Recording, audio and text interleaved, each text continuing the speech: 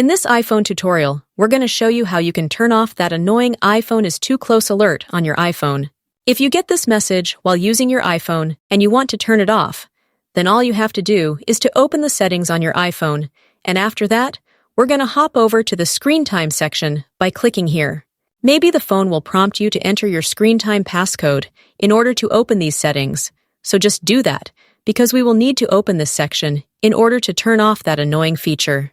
Once you're here, you want to find this screen distance section, because that's the feature which gives us that message.